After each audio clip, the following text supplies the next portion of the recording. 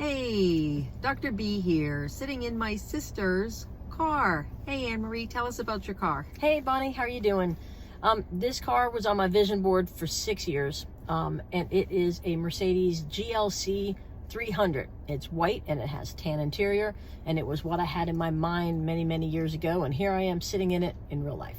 Well, that's pretty cool, especially considering where we came from. So our first live edition is going to be on coming from the wrong sides of the track. Do you remember when Mom didn't have a car? Oh, absolutely. She had to walk everywhere. We had to walk everywhere. We had to walk, yeah, we had to walk everywhere. 3 little girls and a mom, and thank God you held on to my hand. We were walking all over the place. All over the place, going to the grocery store, that sort of thing. None of the moms in the neighborhood had a car. And just so you guys know, I am the older one by 4 years. So Old. So there are things that I remember from growing up that Anne-Marie might still be a little fuzzy on. But do you remember when Mom got her first car? You know, at first I thought it was the Pinto, but I think it was that blue Corvair. Yes, it was a Corvair, the one that, you hit from behind, it blows up. Yeah.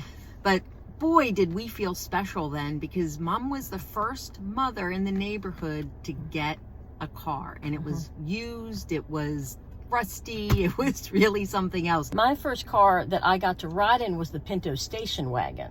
The Pinto station wagon, and we kept that car for a long time. That was the first brand new car our family ever bought in 1973. We bought the Pinto station wagon. First car I was given to drive was our Pap's Ford Ranchero, which is a lot of fun to drive in Pennsylvania where they didn't plow the roads. And there's no weight in the back. If you don't know, the Ford Ranchero, you looked at it funny and it would spin around. I actually had a little spinning accident with that when I was 16 when I was driving it. Ran around the corner and decided that I didn't need to slow down that much, and next thing I know we were spinning. Spinning and the dents up and down the side you carry rusted. and I drove the Ranchero to a country club. I can't remember what tournament I was playing in. It might have been the Women's Western, but it was a national tournament, big country club event. I am leading the tournament, and I drive in the second day, and they stopped me and said, employees need to park in the back. At that point, the car would have probably been 15 years old. Oh yes, at least. Yeah, at least. Yeah, the side panel was rusted. it was a hot mess. So yeah, well, it passed inspection. Barely, only because Dad knew the mechanic. That's exactly why. Well, that's it's pretty cool coming from a space where people like us shouldn't have ended up in driving Mercedes. I never really thought of it like that, to move from point A to point B in one generation, because I'm certainly not wealthy by any means, but the very fact that I can afford a car that I'm comfortable in, that I'm safe in, that has all the bells and whistles, when I remember having to like jump my car just to get it started. Or you carried what are those wires, the jumper cables, just not in case of emergency, just in a weekly occurrence to start the car back up, or the getting your friends to push the car to pop the clutch and let it go to get it going. Yeah, absolutely. I remember one time coming home from work. I was 16, driving the Ranchero. It was like 11 p.m. at night, and of course this was pre-cell phone and all of those things, and we lived, and there was a lot of rural roads, and Mom and Dad always required that I call home before I leave, and I did that, and the car just conked out. I have no idea why, where, how. It just died. By this point, it's like 11:20, 11:30 at night on a road. You can't even see any houses, nothing. And I was able to pull over enough and put on the flashers, hoping that somebody would come by. And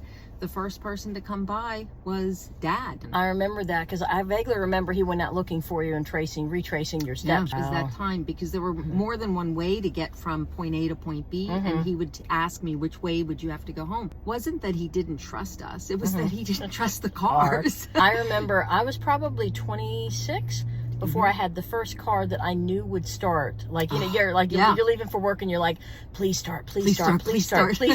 I was in my mid-20s, pushing later 20s before I had my first car It was a Honda Civic, and I knew it was going to start, and that was it. But before then, just the anxiety of having to go to work or a tournament or babysitting or whatever. Yeah, whatever. And not knowing if the car was going to start or not. You know, I never really thought about that, or if it was going to die. Right. It was a long time before I got in a car that I knew was going to be safe, that the brakes worked, you know. Yeah, right. I mean, I remember taking alternate routes home because I wasn't sure if the brakes were going to hold. Yeah. And so, you know, when you're driving in the mountains of West Virginia, that's a little scary.